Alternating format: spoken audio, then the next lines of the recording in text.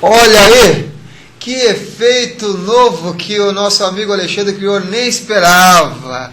Parecia uma coisa de psicologia transpessoal, foi vindo. Diferentemente dos outros programas, ele fez uma entrada aqui inesperada para o seu apresentador aqui do programa Consciência Próspera, que eu nem vi. Mas muito bonito, Ale. Gratidão aí pela inovação aqui. Agora, nesse segundo bloco, a gente vai estar com um tema que é alma bipolar. E a nossa convidada é a Lídia Esplendor. Lígia Esplendor. Lígia, muito bem. Não Lídia, Lígia. Seja bem-vinda, então, Lídia, aqui ao programa Samuel. Consciência Próspera. Prazer estar aqui, muito grande. Obrigada pelo convite. Que bom. E vamos já começar até pelo tema, né? Para a gente já ter uma ideia do que é isso, né? O que é alma bipolar? A alma bipolar, na verdade, é um resultado de uma pesquisa, Sim. Uma longa pesquisa que eu e o Sean temos feito nos últimos 4 anos. Sim. O Sean é o meu marido e, como o nome diz, a proposta da alma bipolar é uma rede social de apoio para as pessoas diagnosticadas com transtorno bipolar. Uhum. Sim. E conta um pouquinho de como tudo isso começou. Então, realmente, rede, é né? uma longa história, eu vou tentar resumir, mas a história começou, na verdade, até com o Sean, porque ele, Samuel, teve uma crise há 15 anos atrás, ainda quando ele morava no Canadá, depois de fazer um curso de autoajuda. Esse curso tinha uma duração de 4 dias, era um curso muito intenso, tinham 150 pessoas, e eles tinham que passar por várias experiências, vários exercícios. E ao longo desse curso, o Sean foi sentindo uma alteração, e muitas ideias, e muita energia, até que no final do curso, ele teve que fazer um exercício para enfrentar o medo. Uhum. E ele achou que seria muito fácil para ele enfrentar o medo dele, que não tinha nenhum medo tão grave. Mas nesse processo, ele sentiu que ele entrou em contato com o medo da morte. E lembrou de um acidente que ele tinha tido há um mês antes do curso, que foi um acidente de mergulho. Sim. Ele perdeu o cinto de mergulho e subiu numa profundidade de 30 metros, com uma velocidade incrível. Não aconteceu nada, mas nesse exercício, ele revivenciou esse medo da morte e achou que ele tinha morrido. E aí ele até se retira do ambiente onde tinham muitas pessoas, num grande hotel, e entra numa outra sala do hotel, e passa por várias experiências, sozinho, e acreditando que realmente era um teste, e que ele estava se preparando para ir para o paraíso. Só que a grande verdade é que não foi o paraíso. Ele foi levado para uma clínica psiquiátrica, chegou a ser até algemado, levado à força, e ele não tinha muita consciência do que estava acontecendo. Ele acreditava realmente que o que ele estava vivenciando era a verdade para ele. Real, a verdade para ele era o que ele estava vivenciando. E aí, assim, foram 3 dias nesse hospital psiquiátrico, ele não teve que tomar remédios depois disso, mas assim, foram 6 meses para integrar essa experiência, e depois de 1 ano que ele acabou descobrindo o trabalho de Stan Grof, que o Manuel falou bastante do trabalho de Stan Grof. Sim. E aí isso ajudou muito o Sean a entender a experiência que ele teve. Bem interessante. Ele demorou algum tempo? Qual o tempo, o percurso que ele tem para, por exemplo, se curar daquelas experiências, né? Então, uma boa pergunta, né? Se curar, né? Porque é um processo, Samuel, que a gente percebe que é um processo muito profundo, muito intenso. O que eu acho que ajudou bastante na recuperação do Sean foi contar com o apoio da família. Ele também já tinha 30 anos, ele já conhecia, já tinha um interesse por meditação, ele já tinha uma base de estudos da psicologia transpessoal e da própria, uma base de religiões, de estudo de religiões. Sim. Na formação dele de sociologia. Então tudo isso ajudou ele a criar um contexto. Ele também estava passando por uma transição profissional, ele não teve que trabalhar nos primeiros 6 meses, que ajudou muito a ele integrar essas experiências. E aí ele começou a ler, começou a meditar, começou a realmente se dedicar para entender o que tinha acontecido com ele. E foi quando ele descobriu que O Groff chama essas experiências, ele estudou muito essas experiências e ele chama essas experiências de emergência espiritual. Sim. O Manuel falou um pouquinho, né, que o Groff começou as primeiras experiências. LSD. Exatamente. Uhum. Então as pessoas entravam, muitos eram psicóticos, e o LSD na época era indicado para tratamento de psicose, né? E as pessoas entravam nessa experiência e voltavam, muitas delas voltavam com uma experiência muito positiva daquilo que elas tinham sentido.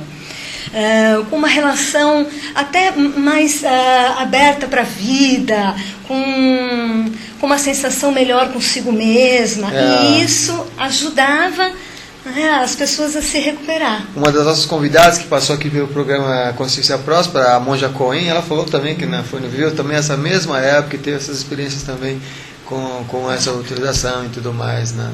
Porque era aquela coisa uma época. Quando o LSD, na verdade, foi, né, assim, proibido, né, para ser utilizado, o Groff, ele desenvolveu a técnica de respiração holotrópica, que também seria assim, levar a pessoa a entrar no estado alterado de consciência, estado modificado de consciência, para ela poder acessar partes dela mesma que ela não acessa normalmente. Sim.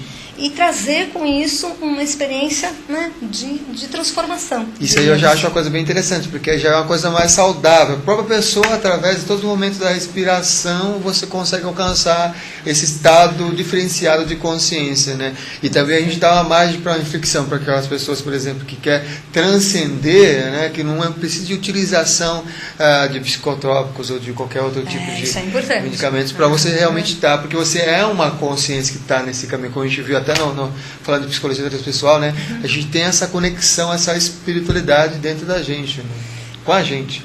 Somos a gente. Exatamente. E a nossa proposta na Alma Bipolar, Samuel, é trazer todas essas informações com bases mais científicas, com bases sólidas, para falar dessas experiências, porque assim, o que aconteceu foi que nós fomos descobrindo que muitas pessoas diagnosticadas com transtorno bipolar também têm essas experiências, né? Também têm esses sintomas.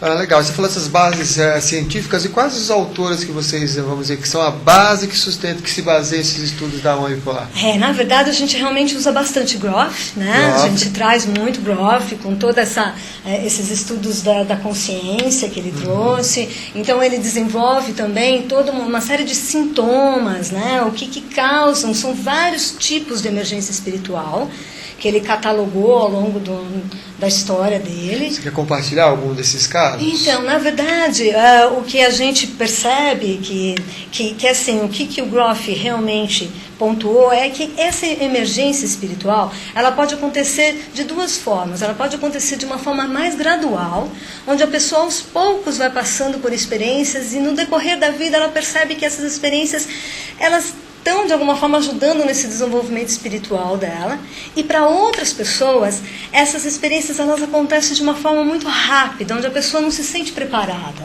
né? E essas experiências dominam a pessoa de uma forma que realmente se aproxima muito de sintomas psicóticos. E, na verdade, fazendo a ponte com o transtorno bipolar, a gente, então, está fazendo uma associação com o que os psiquiatras falam do tipo que seria bipolar 1, que seria aquele que apresenta sintomas psicóticos na fase de mania, né? O transtorno bipolar, Samuel, só situando, então a pessoa oscila muito de humor, né? Ela passa daquele estado de euforia, de agitação, de mania, para um estado de profunda depressão, né? E aí, nesse estado de mania, ela pode experimentar essas experiências espirituais. Só que a nossa sociedade, ninguém vai estar validando essas experiências. A psiquiatria, infelizmente, ela não percebe essas experiências mais sutis como uma experiência de transformação, ela percebe mais como uma patologia. E aí fica realmente difícil para uma pessoa que não tem esse conhecimento, esse embasamento, entender o que está acontecendo com ela. Entendi. Vamos aqui uma participação aqui via chat. A Adriana se pergunta, a Adriana está aqui fazendo um comentário. Primeiro, oi querida, visual novo, oi, você Dri. está linda. Obrigada, Adri. E ela vai fazer uma pergunta. Como a psiquiatria entende a emergência espiritual hoje? Há algum processo em tratamentos da medicina? Seria assim, um prazer responder sim, nós temos opções de tratamento, mas a grande verdade é que assim, esse momento que nós estamos, na verdade, vivendo, é um momento de grande abertura. Então, é um momento de conscientização ainda, né? O grupo que o Manuel comentou do ProSer, do qual eu faço parte, está realmente empenhado em discutir, em, no mínimo, tentar entender essas experiências. Nós vamos apresentar, eu e o Sean vamos apresentar nesse grupo sobre as emergências espirituais, agora no dia 15 de março. Essas reuniões são abertas, todas as terças-feiras, ao meio-dia, 12 horas, e de qualquer forma é uma porta que está se abrindo. Para esclarecimento, para entender o que acontece, que a pessoa não é maluca, doida, não, que tem realmente um sintoma, um processo que pode realmente ser um processo espiritual mesmo. E quem ajuda também nesse sentido, quem é muito importante como autor, nós estamos falando de alguns autores, é o David Lukoff, que na verdade a história dele é muito interessante, mas ele foi basicamente o responsável por colocar a categoria de problemas espirituais e religiosos no DSM-4, que é o grande livro diagnóstico dos transtornos mentais. Sim. Então ele coloca, na verdade, ele começa a abrir também portas para a gente discutir, perceber como que essas questões espirituais e religiosas, elas podem afetar a pessoa como um todo, num sentido até de levar mesmo a um transtorno mental, mas tem uma base para isso acontecer, Então essas discussões, elas realmente estão acontecendo cada vez mais, e é importante esse momento que a gente está vivendo, é importante poder estar aqui para falar disso, para divulgar mais todo esse conhecimento. Legal. Em relação a esse processo que é a emergência espiritual, sempre me vem também essa questão da crise, uma crise emergencial onde o processo da pessoa está em processo de mudança, Na sua visão, qual é a importância da crise para o desenvolvimento da consciência do ser humano? Samuel, eu diria que acho que a crise é fundamental. Eu acho que, na verdade, é muito fácil pedir a transformação, eu quero cura, eu quero transformação na minha vida, mas essas transformações, essas curas que a gente pede, elas precisam passar por uma fase de crise. É como se a crise fosse necessária para que a cura acontecesse. E é importante também colocar que no nosso trabalho na rede social Alma Bipolar, a gente compartilha também que as pessoas passam por muito sofrimento, Samuel. Não é fácil, você lidar com uma crise que você não sabe o que está acontecendo com você, que você perde a noção de realidade, que você percebe que o seu futuro é totalmente incerto, muitas pessoas ficam incapacitadas em função dessas crises. Então, realmente, a própria fase de depressão também acaba tendo na verdade, muita dificuldade, muita falta de referência para as pessoas transformarem essa crise em algo positivo. Acho que esse seria, na verdade, a nossa grande proposta. Trazer, de alguma forma, conhecimentos e uma possibilidade de discussão, de abertura para falar disso, para que as pessoas percebam que elas não estão sozinhas também, Samuel? Essas experiências, elas ficam mais pesadas porque a gente acha que é só a gente. Que tem, entendi. Muito bom, mais uma participação aqui via chat. A Regina está dando os parabéns por trazer a Lídia ao programa e falar com tanta sabedoria sobre o tema. Olha aí. Obrigada. Temos muito a aprender, com certeza, muito a aprender ainda. E aí tem uma pergunta que está dizendo assim, a pessoa está dizendo que eu tenho muito paranoia durante mania. Isso é espiritual?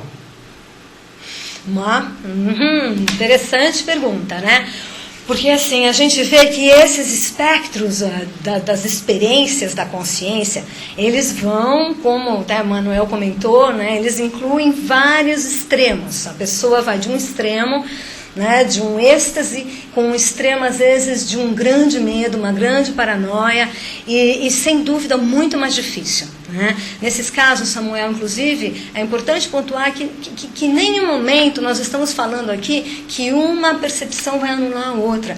Então, em casos de muita paranoia, sem dúvida, a medicação vai ajudar a pessoa a se situar na realidade e até a poder entender que aquela paranoia talvez esteja trazendo temas que ela não tem consciência, temas que talvez estejam relacionados a traumas que talvez estejam relacionados até a outras vidas, né? Ou infância. Quer dizer, na verdade, tudo isso, o mais importante é a pessoa se conscientizar de que é um processo da vida inteira, que o fato de ela continuar se descobrindo, estudando, pesquisando, fazendo terapia, né, que é muito importante para poder entender tudo compreender isso. Tudo. Se você não tiver um acompanhamento, é difícil você ficar só com você, com aquela sua visão de mundo, né, com aquela sua percepção. Quando você tem um atendimento, né, uma terapia, um acompanhamento, você tem o parâmetro de, duas pessoas pensando melhor do que uma e vendo o que é a realidade mesmo, né, para não ficar só no que vem na sua cabeça. Nossa, Samuel, importantíssimo. A gente sempre está crescendo nos relacionamentos, né? Então, se não puder fazer terapia, conversar dessas experiências com pessoas próximas, com amigos, pessoas que você confia, tentar também expressar esses sentimentos de medo, de angústia, de raiva. As pessoas sentem muita raiva, sabe, Samuel? Então, assim, a gente coloca na Alma Bipolar várias técnicas que a pessoa pode usar para poder também entender que essas emoções, elas não precisam ficar guardadas. Reprimidas. Exatamente, elas precisam passar por nós, ser expressadas de alguma forma. Aí me lembra até uma frase que é: tudo aquilo que você esconde cresce, né? Tudo aquilo que você tenta... Exatamente. Reprimir, A sombra, ela, né? A sombra, ela maior fica, né? Quanto mais esconde, maior fica, né? Bem interessante. Mas vamos aqui para mais uma participação aqui no chat da TV Bio Segredo. A Andréia fala aqui: olá Samuel, olá Lígia. Boa noite. Lígia, como você faz o tratamento da pessoa com transtorno bipolar? Como você aplica a espiritualidade no seu tratamento? Como é que você aplica essa espiritualidade no seu tratamento? Abraços, Andréia. Obrigado, Andréia.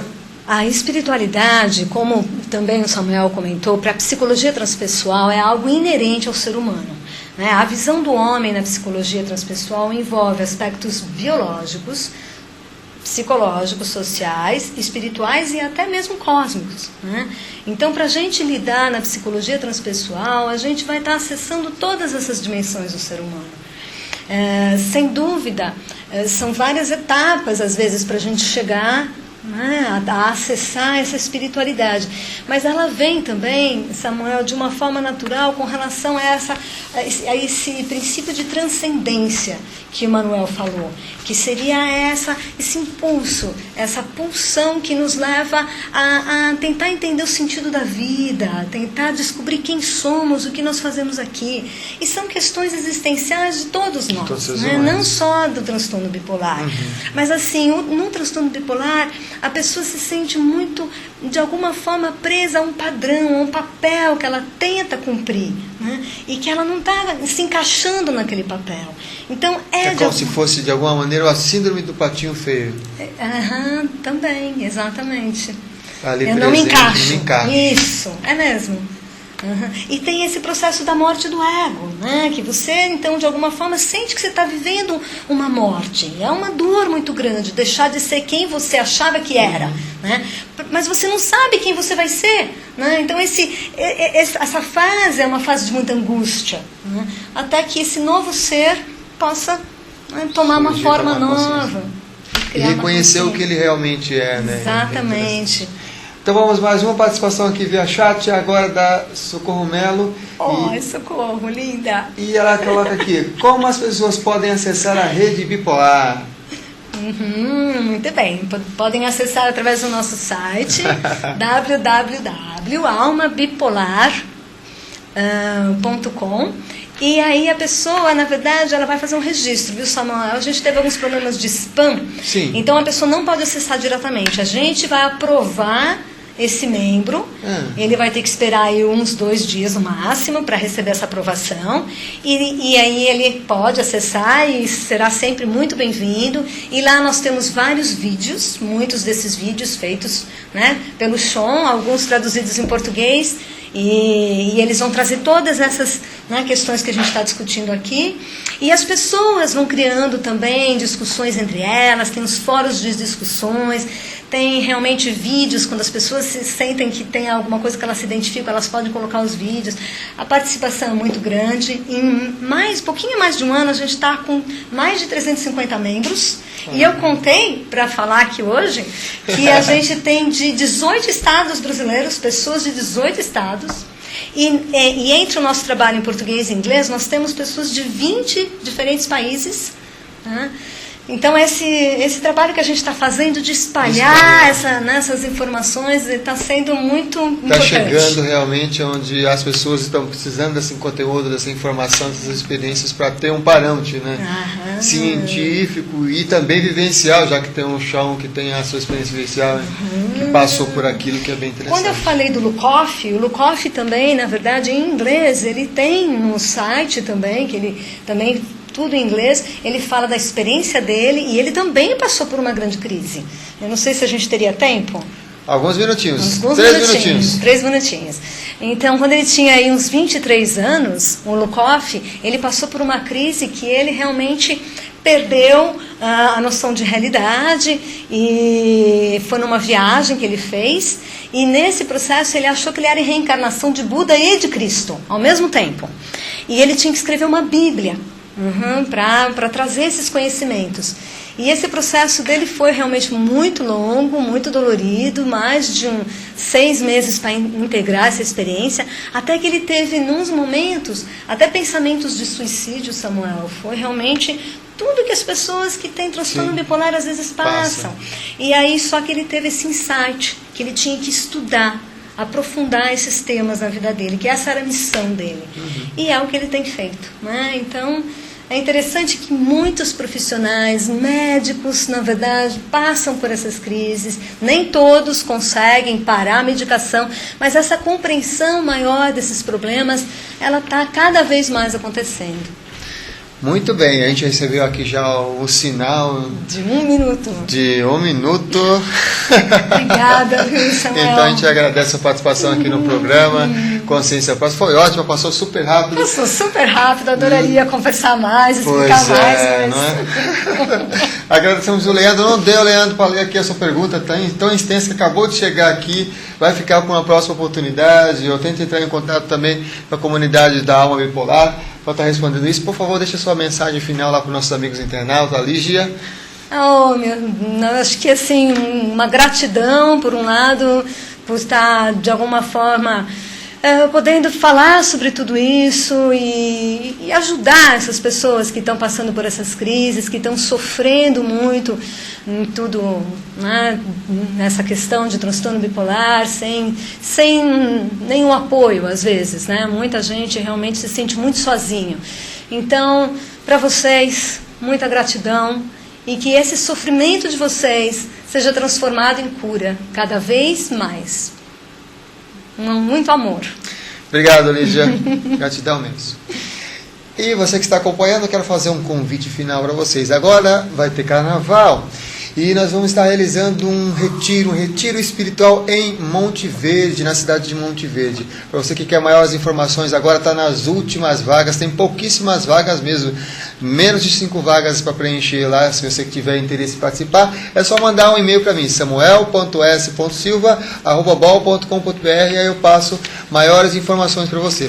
Agora a gente vai ficar com o acróstico. O acróstico que é o tema do programa de hoje, hein, que foi do primeiro bloco, que é a Psicologia Transpessoal, pelo Luiz Gonzaga. Então vamos ver o acróstico para a gente fechar o programa. Psicologia Transpessoal. Tantas são as escolas que procuram elucidar o plano invisível e renomados estudiosos estão encontrando um resultado incrível. A psicologia transpessoal é uma ciência atual. Aparentemente e na sua abrangência, vai além do pensamento e do consciente. Surgiu na década de 60, junto ao movimento transcendental, e por isso tem atraído cientistas da física, da ciência tradicional. Essa disciplina vai além do ego, de uma manifestação material, e se conecta aos fenômenos mediúnicos, lado não convencional. Seguindo o raciocínio lógico, aflora nova aplicação, nova visão, e o resultado é que educadores e biólogos vão aflorando a razão. Aborda por um prisma universal como psicologia humanista e levanta o véu até então oculto, o véu do mundo espiritualista. Um acróstico escrito por Luiz Gonzaga Ferreira sobre psicologia transpessoal, esse nosso amigo parceiro, que escreve sempre sobre algum tema relacionado aqui no programa Consciência Próspera.